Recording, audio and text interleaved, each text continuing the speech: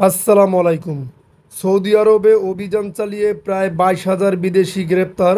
বিস্তারিত জানতে সম্পূর্ণ ভিডিওটি মনোযোগ সহকারে দেখুন, কেননা এটি একটি বাংলাদেশি সৌদি প্রবাসী ভাইদের জন্য গুরুত্বপূর্ণ নিউজ হতে যাচ্ছে।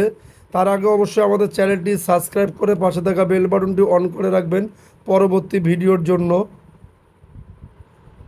সৌদি আরব এক সপ্তাহ ব্যাপী অভিযান চালিয়ে 22,000 বিদেশি নাগরিককে গ্রেপ্তার করেছে।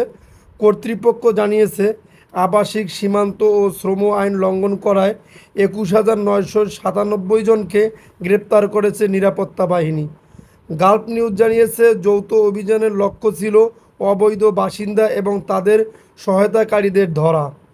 সৌদির স্বরাষ্ট্র মন্ত্রণালয় জানিয়েছে, গ্রেপ্তারকৃতদের মধ্যে 13,434 জন আবাসিক আইন লঙ্ঘন করেছেন, 4,697 জন সীমান্ত নিরাপত্তা বিধি লঙ্ঘন করেছেন এবং 3,866 জন শ্রম আইন ভঙ্গ করেছেন। সেই সঙ্গে অবৈধভাবে দেশে প্রবেশের চেষ্টা করার সময় 1,787 জনকে ধরা হয়েছে। প্রতিবেদন অনুসারে তাদের মধ্যে 35% ইয়ামিনি, 64% ইথিওপিয়ান এবং 1% অন্যান্য দেশের নাগরিক। অবৈধভাবে সৌদি আরব ত্যাগ করার চেষ্টা করার সময় আরও 27 জনকে গ্রেপ্তার করা হয়েছে। গ্রেপ্তারের পাশাপাশি অন্তত 18,149 জন আইন লঙ্ঘনকারীকে ভ্রমণ নথিপত্র সংগ্রহের জন্য তাদের কূটনৈতিক মিশনে পাঠানো হয়েছে।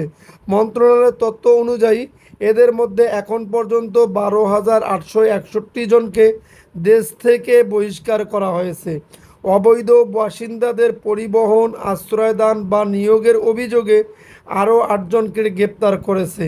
সৌদি কর্তৃপক্ষ জানায়, বর্তমানে 25,439 জন প্রবাসী, যার মধ্যে 22,837 জন পুরুষ এবং 2,602 জন নারী রয়েছেন।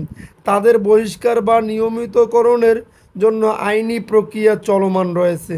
দেশটির স্বরাষ্ট্র মন্ত্রণালয় সতর্ক করে দিয়েছে, অবৈধ প্রবেশের সহায়তা, পরিবহন, আবাসন বা অন্যান্য সহায়তা প্রদানকারী যে কোনো আইন লঙ্ঘনকারীর 15 বছর পর্যন্ত কারাদণ্ড এবং 10 লাখ রিয়াল জরিমানা হতে পারে। এই ধরনের কার্যকলাপে ব্যবহৃত যানবাহন ও সম্পত্তি বাজেয়াপ্ত করা হবে।